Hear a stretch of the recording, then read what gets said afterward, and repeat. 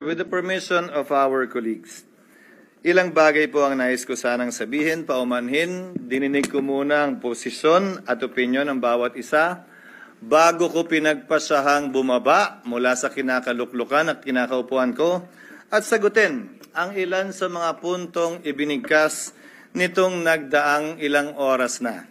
Una, nasabi na maikli lamang naman na panahon ang kailangan gugulin para dito. Bakit hindi pa ginawa noon? Hindi ba't obvious na nakita po natin itong nagdaang magtatatlong oras? Na oras na pinag-usapan natin ang impeachment, mahaba ang diskusyon.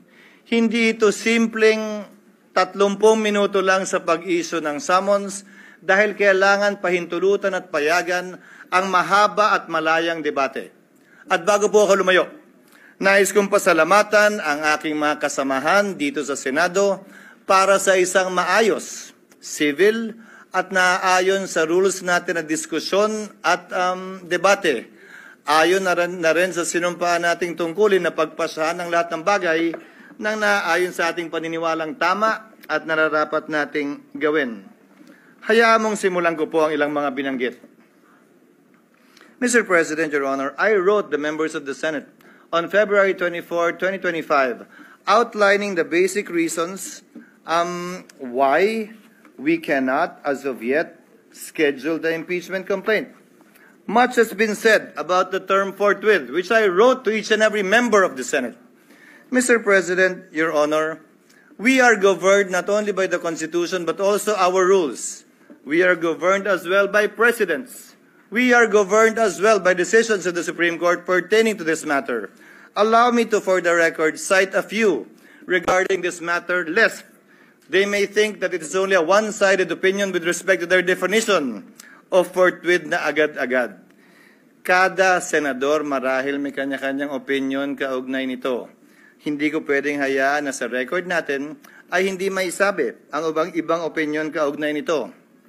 Una, nakasaad po sa saligang batas kaugnay sa papel na dapat gampanan ng Kamara na dapat tugunan nila ang pagsampa ng impeachment complaint sa loob ng mga takdang panahon. Kung ilang session days para ilagay sa calendar, ilang session days para ilagay sa Committee on Justice, ilang session days para pagpasahan, ilang session days para pagdesisyonan ng plenaryo ng Kamara. Nakalagay din sa rules ng Kamara, anumang impeachment complaint regularly filed by one member, dapat po immediately, hindi po forthwith, immediately, i-transmit ng Secretary General sa Speaker. Nakalagay din sa sariling rules ng Kamara, ang Speaker dapat sa loob ng 10 araw i-refer sa Committee on Justice. Bakit mahalaga yon? Dahil sang-ayon sa desisyon ng Korte Suprema sa Francisco case, dyan magsisimula ang 1-year ban sa pagsasampa ng pangalawa, pangatlo o pang-apat na impeachment complaint. Hindi yan ginawa ng Kamara. Sa katotohanan, hanggang nag-adjourn tayong lahat bilang Kongreso noong February 5, hindi yan ginalaw ng Secretary General sa kabila ng magkatabi lamang naman ng opisina ng Secretary General at ng Speaker. Sasabihin marahil ng ilan, tapos na yan. Lumipas na yan, tulad ng sinabi ni Senator Coco, wala na tayong magagawa dyan. Nandun ako. Pero may katanungan akong iiwan bago nating lisanin ang puntong yan. Nasaan yung mga nagrereklamong dapat agad-agad? Nasaan yung mga nagsasabing ngayon na, wag nang pagpaliban, ba't ba dinedelay? Inupuan po na mahigit 2 buwan, magtatatlong buwan nga ito. Hindi inaksyonan. Wala naman ako narinig na nagreklamo na nasa na yung agad-agad. Sa kanila nakalagay immediately, may takdang araw pa. Yan ang paksa ng petition sa Korte Suprema ngayon. With the permission of our colleagues, ilang bagay po ang nais ko sanang sabihin, paumanhin. Dininig ko muna ang posisyon at opinyon ng bawat isa bago ko pinagpasahang bumaba mula sa kinakaluklukan at kinakaupuan ko at sagutin ang ilan sa mga puntong ibinigkas nitong nagdaang ilang oras na. Una, nasabi na maikli lamang naman na panahon ang kailangan gugulin para dito, bakit hindi pa ginawa noon? Hindi ba't obvious na nakita po natin itong nagdaang magtatatlong oras? Na oras na pinag-usapan natin ang impeachment, mahaba ang diskusyon. Hindi ito simpleng 30 minuto lang sa pag-issue ng summons dahil kailangan pahintulutan at payagan ang mahaba at malayang debate. At bago po ako lumayo, nais kong pasalamatan ang aking mga kasamahan dito sa Senado para sa isang maayos, civil at naaayon sa rules natin na diskusyon at debate. Ayon na rin sa sinumpaan nating tungkulin na pagpasahan ng lahat ng bagay nang naaayon sa ating paniniwalang tama at nararapat nating gawin. Hayaan mong simulan ko po ang ilang mga binanggit. Mr. President, Your Honor, I wrote the members of the Senate on February 24, 2025, outlining the basic reasons why we cannot, as of yet, schedule the impeachment complaint. Much has been said about the term forthwith, which I wrote to each and every member of the Senate. Mr. President, Your Honor, we are governed not only by the Constitution but also our rules. We are governed as well by precedents. We are governed as well by decisions of the Supreme Court pertaining to this matter. Allow me to, for the record, cite a few regarding this matter, lest they may think that it is only a one-sided opinion with respect to their definition of forthwith na agad-agad. Kada senador marahil may kanya-kanyang opinion kaugnay nito. Hindi ko pwedeng hayaan na sa record natin ay hindi maisabi ang ibang opinion kaugnay nito. Una, nakasaad po sa saligang batas kaugnay sa papel na dapat gampanan ng Kamara na dapat tugunan nila ang pagsampa ng impeachment complaint sa loob ng mga takdang panahon. Kung ilang session days para ilagay sa kalendar, ilang session days para ilagay sa Committee on Justice, ilang session days para pagpasahan, ilang session days para pagdesisyonan ng plenaryo ng Kamara. Nakalagay din sa rules ng Kamara, anumang impeachment complaint regularly filed by one member, dapat po immediately, hindi po forthwith, immediately, i-transmit ng Secretary General sa Speaker. Nakalagay din sa sariling rules ng Kamara, ang Speaker dapat sa loob ng 10 araw, i-refer sa Committee on Justice. Bakit mahalaga yon? Dahil sang-ayon sa desisyon ng Korte Suprema sa Francisco case, diyan magsisimula ang 1-year ban sa pagsasampa ng pangalawa, pangatlo o pang-apat na impeachment complaint. Hindi yan ginawa ng Kamara. Sa katotohanan, hanggang nag-adjourn tayong lahat bilang Kongreso noong February 5, hindi yan ginalaw ng Secretary General sa kabila ng magkatabi lamang naman ng opisina ng Secretary General at ng Speaker. Sasabihin marahil ng ilan, tapos na yan. Lumipas na yan, tulad ng sinabi ni Senator Coco, wala na tayong magagawa dyan. Nandun ako. Pero may katanungan akong iiwan bago nating lisanin ang puntong yan. Nasaan yung mga nagrereklamong dapat agad-agad? Nasaan yung mga nagsasabing ngayon na, wag nang pagpaliban, ba't ba dinedelay? Inupuan po na mahigit 2 buwan, magtatatlong buwan nga ito. Hindi inaksyonan. Wala naman ako narinig na nagreklamo na nasa na yung agad-agad. Sa kanila nakalagay immediately, may takdang araw pa. Yan ang paksa ng petition sa Korte Suprema ngayon. With the permission of our colleagues, ilang bagay po ang nais ko sanang sabihin, paumanhin. Dininig ko muna ang posisyon at opinyon ng bawat isa bago ko pinagpasahang bumaba mula sa kinakaluklukan at kinakaupuan ko at sagutin ang ilan sa mga puntong ibinigkas nitong nagdaang ilang oras na. Una, nasabi na maikli lamang naman na panahon ang kailangan gugulin para dito, bakit hindi pa ginawa noon?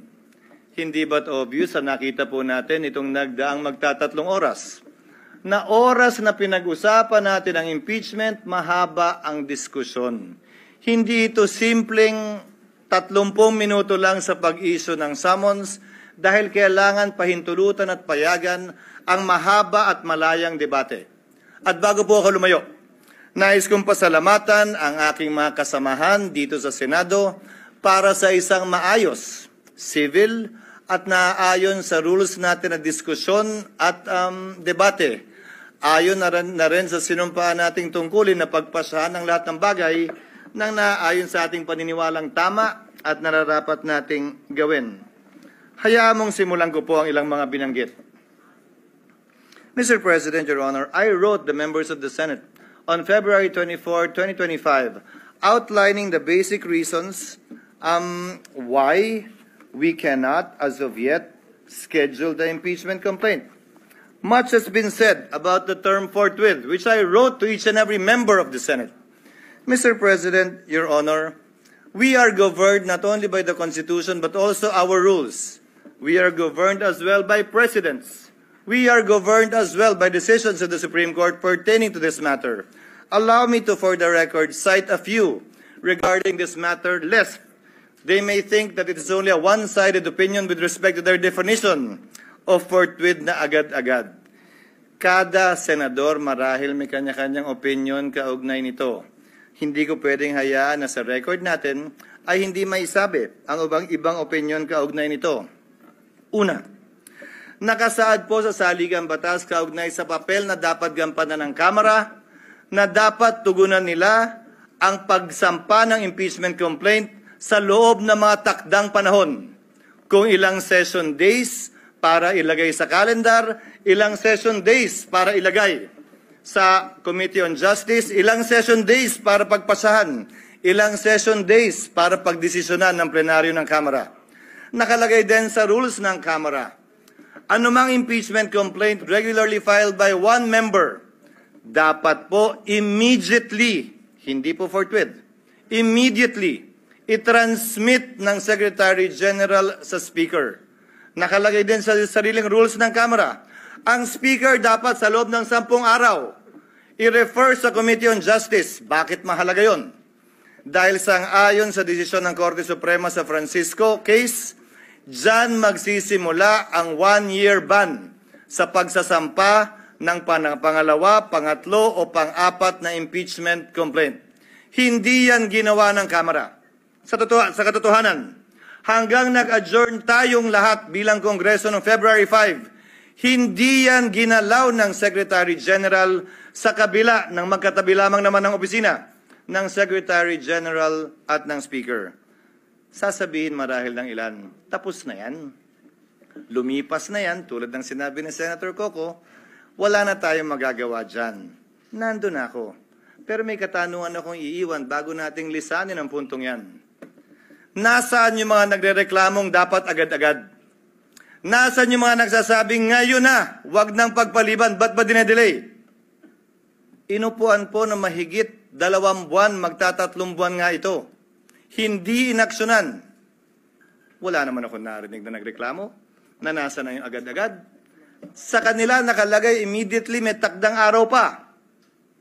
Yan ang paksa ng petition sa Korte Suprema ngayon. With the permission of our colleagues, ilang bagay po ang nais ko sanang sabihin, paumanhin. Dininig ko muna ang posisyon at opinyon ng bawat isa bago ko pinagpasahang bumaba mula sa kinakaluklukan at kinakaupuan ko at sagutin ang ilan sa mga puntong ibinigkas nitong nagdaang ilang oras na.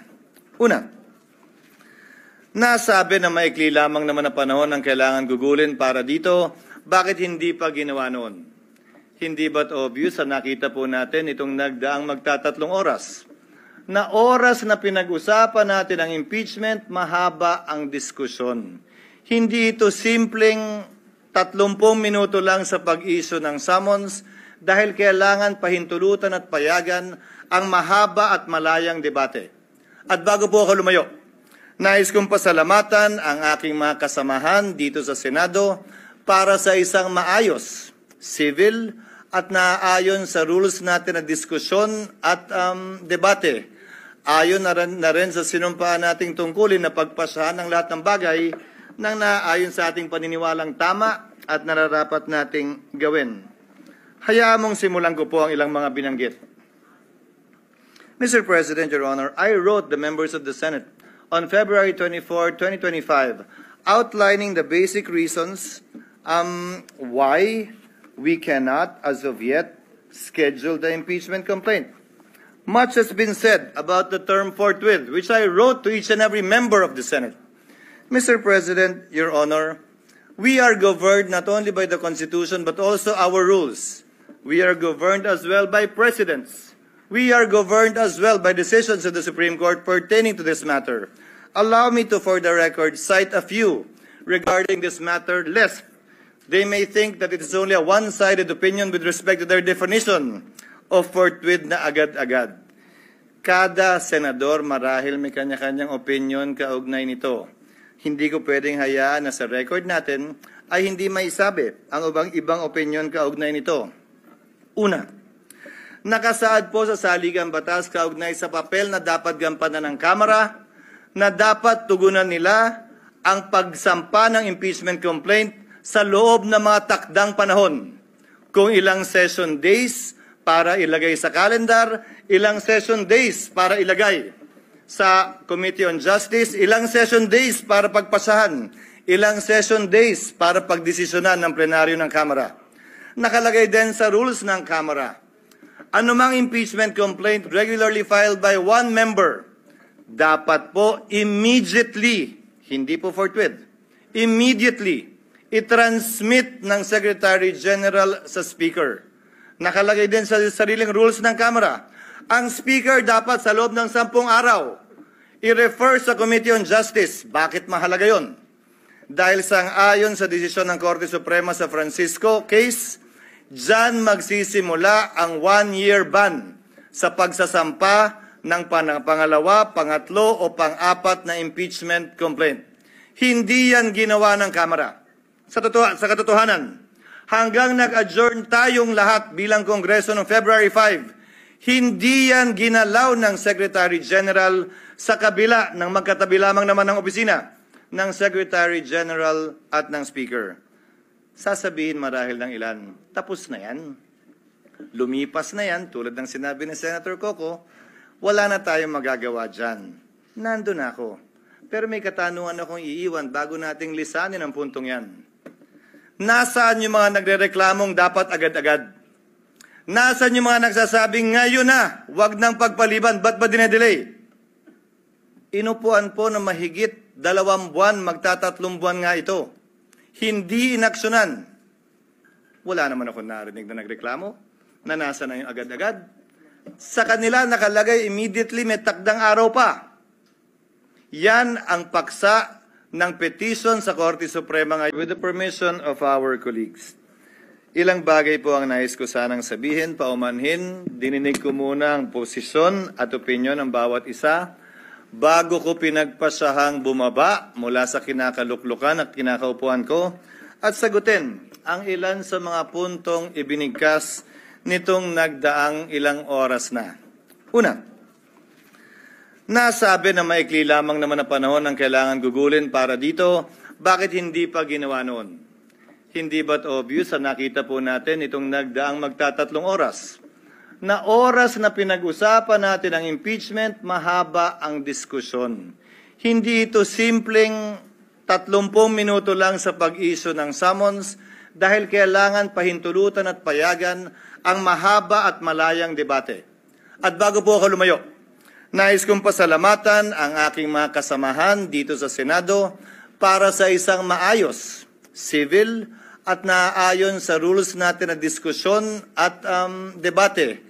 Ayon na rin sa sinumpaan nating tungkulin na pagpasahan ng lahat ng bagay nang naaayon sa ating paniniwalang tama at nararapat nating gawin. Hayaan mong simulan ko po ang ilang mga binanggit. Mr. President, Your Honor, I wrote the members of the Senate on February 24, 2025, outlining the basic reasons why we cannot, as of yet, schedule the impeachment complaint. Much has been said about the term forthwith, which I wrote to each and every member of the Senate. Mr. President, Your Honor, we are governed not only by the Constitution but also our rules. We are governed as well by precedents. We are governed as well by decisions of the Supreme Court pertaining to this matter. Allow me to, for the record, cite a few regarding this matter, lest they may think that it is only a one-sided opinion with respect to their definition of forthwith na agad-agad. Kada senador marahil may kanya-kanyang opinion kaugnay nito.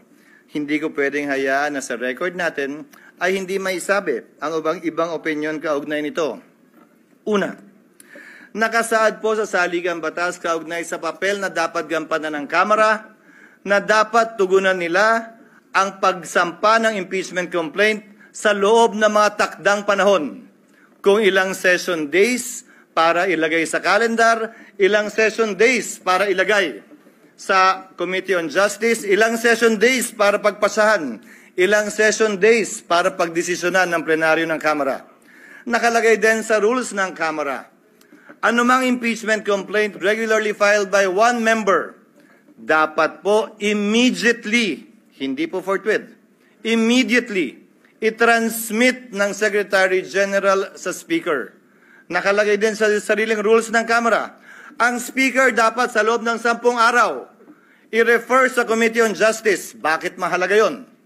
Dahil sang-ayon sa desisyon ng Korte Suprema sa Francisco case, dyan magsisimula ang 1-year ban sa pagsasampa ng pangalawa, pangatlo o pang-apat na impeachment complaint.